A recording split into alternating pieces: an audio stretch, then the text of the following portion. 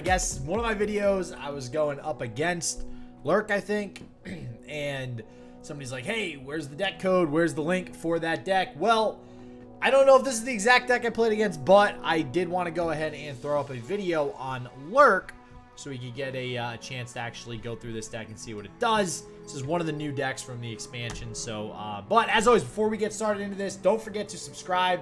Please, it helps me out a ton, guys. If you go ahead and hit that subscribe button, like the video, obviously, comment, do whatever you gotta do.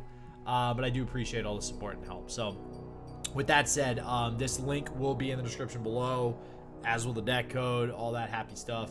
So if you want more information, just check out the description. So, all right. Anyways, I want to get into the deck first, as per usual. Just kind of talk about some of these choices here. Actually, gonna turn down the audio here real quick. So this deck it's pretty. Everything's packaged in a nice little bow for Lurk. Not gonna lie, they pretty much released the whole Lurk package and said, hey, you throw it all in a deck and it's probably gonna work all right. That's not a lie. Generally speaking, you can toss everything in here, and not like deep toss, but it'll work. Pike and Rek'Sai obviously being the two core champions of this archetype. So basically the idea of Lurk, and this is one of the reasons why I dubbed it Fish Swarm up there, is just to kind of go wide pretty early on there. I mean, you have these 1-drops here with Sharkling and Xerxes Hatchling. I mean, both of these can output a ton of damage early on if you're actually hitting your Lurk, or possibly hitting a Lurk with Rek'Sai on the top of the deck. Feels good dropping a Xerxes Hatchling on turn 1 and then lucking out and high rolling and getting Rek'Sai on top. But there's plenty of ways to make sure that you do get Rek'Sai on top. So Call the Pack, amazing. This card is literally why this deck is even like somewhat competitive. I'd call it probably like A tier right now, tier like 1.5. You can see it kind of lacks some strength versus some of the really top tier decks, but it is nonetheless very fun to play against. And if you're in gold, platinum, maybe even diamond, you can probably get a lot of wins under your belt with Lurk. So, and even masters, I know a lot of people that are playing this. So, with that said, there's also other ways to get stuff on top. You got a Ancient Preparations in here. Sometimes you see this as a 3 of. This is great because it's 1 mana, right? The Clockling, sure, that's all well and good. Honestly, even just a 1 mana predict in this deck is great. So being able to play this, it also synergizes with the landmark thing with Shapestone. So Shapestone, you only get the additional attack if you play a landmark, if you want the +3. And we'll go over Shapestone in a second. Sometimes this gets played as 2 or 3 of if we're going full out on, Preservariums and Ancient Preparations, right? So just something to think about there. A Bloodbait, another good way to put something on top. You put a Snapjaw Swarm on top that does have Lurk. This is actually a lot better than you'd think. When I first saw Bloodbait, I was like, this isn't that great.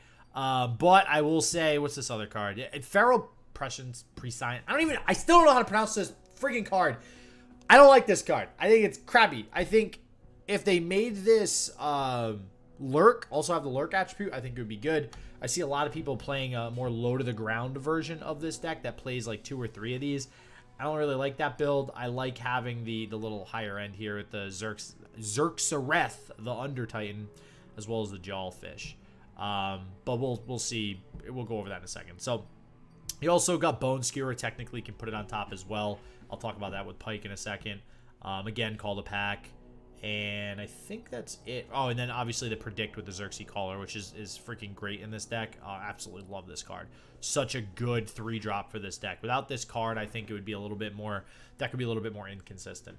So, now, again, Lurk only triggers on one time a turn. So, the very first time I played this deck, I was just attacking. I was like, why the hell isn't this happening multiple times? Lurk's keyword actually says only once per turn can you actually trigger it, right? So something like, the reason I bring that up is because Snapjaw Swarm, you almost always want to be playing this on your opponent's attack turn. It doesn't really make a whole lot of sense to play this on your turn unless it's very early in the game and your opponent might have like a 1 attack unit, which can't favorably trade with this, and you just want to go ahead and take it while you can get it, play the Snapjaw Swarm, get that free Lurk off. If you have something like a Call the Pack in hand to combo with it, sure, go ahead and play it on your attack turn if you don't really have anything else. But Generally speaking, you want to play it when your opponent has the attack token. And, you know, I mean, honestly, you should be playing some of the smaller units like Sharkling, Xerxes Hatchling, and Redfin Hammerfish. Hammer Snout. Wow, I thought this was Hammerfish the entire time. Anyways, this is huge too. Allows you to pick off some of those backline units, especially, you know, if you're going up. I mean, Echo Zillion, this deck handles decently well, but if you need to pick off a Zillion or an Echo or just any of those problematic backline units, some of those quick attack units that people are trying to protect nowadays. I mean, I see a lot of Sivir and LeBlanc and Zed and stuff, so just something to think about with that. Obviously, we have Rek'Sai and then Pike. So Rek'Sai and Pike, this is okay. Rek'Sai and Pike is what make this deck super fun to play. Pike especially, it's very, you don't really have a whole lot of interaction in this deck, right? It's really just throw stuff to the board, attack. Bone Skewer is the only interaction you need, and you have it as a 3 of. Pike also technically is interaction if he is Death from Below. You generally have an okay time or an easy time getting Death from Below with this deck with Pike because of the predicts and the call to packs and all that good stuff. So it's not uncommon to be able to get Pike leveled up within a couple of turns. So you want to be constantly kind of calculating and remembering how many lurks you have triggered, which if you hover the cards on the board, you can actually see what they're at, and that'll translate into what Pike's lurk is at as well. Ideally, you want to try to get him at like 6 or 7, so you know he can basically get 2 strikes and he'll level up. And that really puts a lot of pressure on your opponent. For that same reason, Bone Skewer and Death from Below, 2 and 4 mana, as long as you keep 2 and 4 mana up at different times throughout the game, it's going to be something that your opponent's going to have to play around. It actually makes it very similar to Demacia in that sense, where generally when you play against Demacia, you have to play around single combat and concerted strike, which is interesting because this deck otherwise doesn't really have a whole lot of interaction. So there's no reason to usually play around stuff like that. So I love that idea with this deck. Rek'Sai, a good little nice combo with her, especially if you're playing the multiples of Shapestone, 3 of. She can go ahead and be at something like 7. You don't have, or even 6. She could be at 6. You don't have a guaranteed lurk at the top of the deck, but you know when she attacks, she'll go up to 7. And then if you have the buff on Shapestone after playing a landmark, she'll be at 10. It's one of the reasons why this is such a great addition to the deck. And she is kind of her own finisher. I mean, she gets overwhelmed when everything's said and done. You constantly are going to be looking to place her, Pike, and possibly even Snapjaw Swarm on the top of your deck with Call to Pack. The reason I say Snapjaw Swarm is, again, you want to play this on your opponent's attack turn. So if you're putting it on top now while you're attacking, you're going to draw it on your opponent's attack turn, and then you can go ahead and play it. So just awesome stuff there. Red Negation just kind of allows you to seal the deal in certain instances. This is actually huge when you specifically are playing something like Death from Below, like Bone Skewer. Your opponent tries playing some sort of interaction on their end or denying it or their own Red Negation, and then you go ahead and Red Negation, and it's going to screw up their plans big time. So, but I do want to see this deck in action, so we're going to go through a game for you guys real quick. Again, the idea, Swarm, go wide, buff them up, get some of those finishers down like Rek'Sai, or in this case, Xerxes, also huge finisher here. Very easy to get this up to 8 attack and actually close out games with it. And I guess before we get into the game, there is Jawfish. I will say, this card not nearly as good as I want it to be. You'll actually see in this game an instance where I decide upon a different route on turn 8 instead of playing Jawfish when I could have played it. It just doesn't seem like it's nearly as impactful as I want it to be. It's definitely better than Riptide Rex, and I do like it for those games that go a little bit later than you want, but I think the idea here is generally you're closing out the game before turn 8, so you could consider cutting Jawfish, but I do 100% think that Xerxes the Undertitan, this card is a must-have in Lurk decks. This is such a hardcore finisher for the deck. So with that said, let's get into the game. We're playing Pirates, which I think Pirates actually technically are favored in this matchup, so let's see how we handle that. All right, so here's the good old Pirates game we got going on here. And typically, I think, and I think somebody literally just posted like a matchup chart too of his overall win percentages and how many games were played and whatnot, sample sizes. And I think Pirates typically had the advantage in this matchup, which I don't necessarily disagree with either. You're going to see at the end of the game here, it gets to be pretty close. And, I mean, Pirates do a really good job of winning out the board when everything is said and done. Not to mention all the extra just damage. The Noxian Fervors and the Decimates are insane, right? So, all right. So, anyways, getting started here. We see, so good. So good. Call the pack. Already in the first hand there. And that is probably the most important thing. We are not looking like we have like a Rek'Sai or a Pike or anything in hand to actually throw on top yet. So no amazing targets. Also really unfortunate here, especially going up against Pirate Aggro, you usually want a 1-drop. You always want a 1-drop, right? So it feels kind of bad that we don't have it. We are going to take the 2 damage, it looks like, from the Jagged Butcher. So the consideration is going into next turn, because we really don't have a good 2-drop outside of this Snapjaw Swarm. Do we go for the Snapjaw Swarm here? And I mean, the answer is most likely no, because it's going to be a 1-2 when it goes in. Even if we do hit Lurk, and we can't guarantee it. We can't play Call the Pack with Snapjaw this turn. So it looks like we do go with the Red Fin. This feels bad, I'm not going to lie. This is a terrible start. A Jagged Butcher going up against Pirate Aggro is not something that you want to be vulnerabling, if that's a word. We want to be using that on something like Misfortune, right? Misfortune is going to be a prime target for that. But we are at least able to get kind of the trade-off here on the 2-2 Jagged Butcher, thanks to the Predict Lurker here. And that's something to remember, too. That actually comes in pretty big. The Xerxes Predict Lurk here it has 3 health. And this is the biggest. It actually makes a really big impact early on in the game, having that 3 health, because it trades a lot better with some of the earlier units. Like that cat that, Zillion Echo plays. Just a lot of random interactions that actually helps a lot. So keep that in consideration. That Predict, though, because we're going into an attack turn, we want to try to set up some sort of Lurk.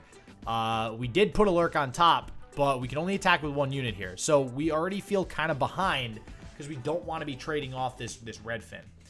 The problem is we are actually not the aggressor here, especially because we had a slow start.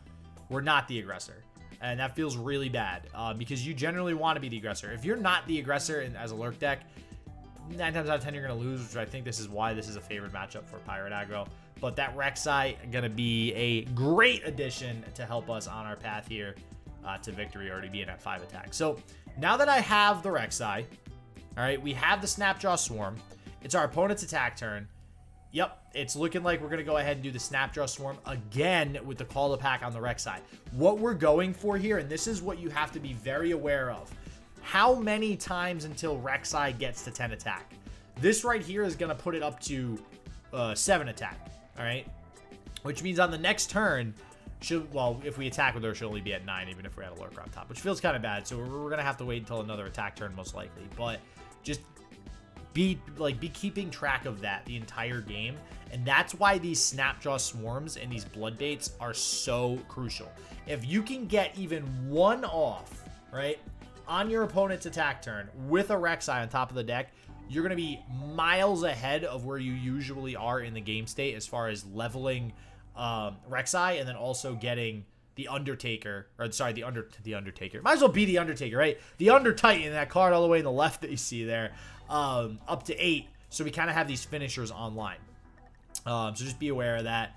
Right now, we are in a situation where Misfortune is also around. So thankfully, Blocksmith cannot attack with this here, because we had the other unit with 2 health actually, so it would have been able to allow a blocker for that Misfortune. So that's good.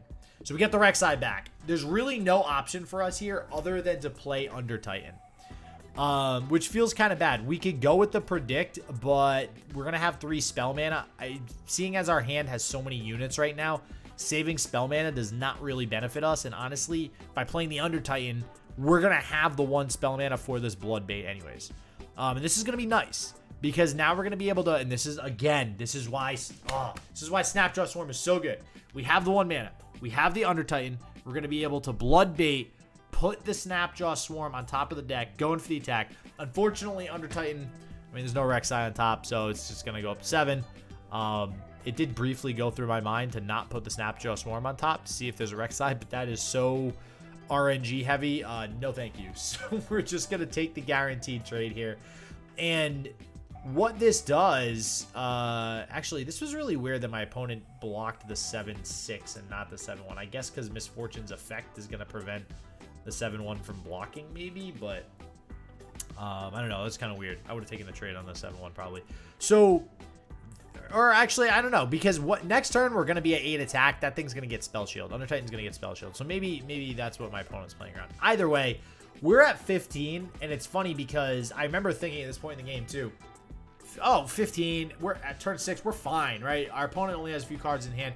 But then I start thinking, well, a 1 Decimate and 2 Noxian Fervors is 10 damage right there.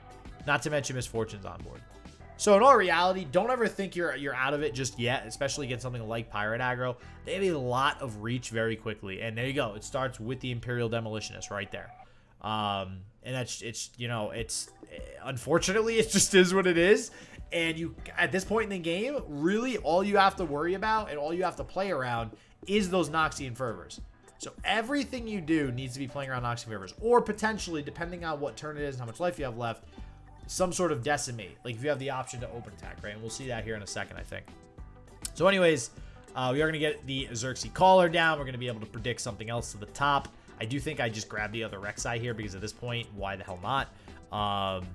It is also going to give us another Call to Pack once we draw it. And I think, yeah, we're highlighting it. Okay, yeah, there we go. So, and that's something else to consider too. When you have a Rek'Sai on the board, the other one is Call to Pack. And that's huge because Call to Pack is an incredible tool in this deck. You can see the random stuff that we already generated here. And another Snapjaw Swarm after putting Rek'Sai on top means another 2 attack boost, which means now the Rek'Sai in hand, thanks to all these Snapjaw Swarms we've been getting on our opponent's attack token, is going to hit that sweet, sweet 10 attack spot. So this is exactly what I need. Snapjaw Swarm, I remember when I saw this card, I thought it was garbage, but it's very, very good.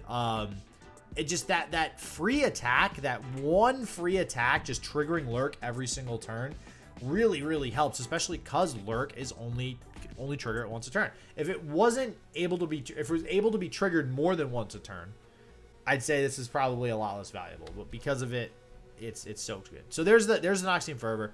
Now we're at 10. So this is close. This is not good. This is going to be another 3 damage coming face. And this is another thing too, right? Elusives are actually a huge weakness to this deck. There's not much we can really do about that. Now, as far as this turn is concerned, I do think we can just close it out with a Rek'Sai. I think that's probably what we go for here. I think the consideration is maybe the Dune Breaker or the Rek'Sai, but oh, nope. We have to open attack. This is exactly what I was talking about.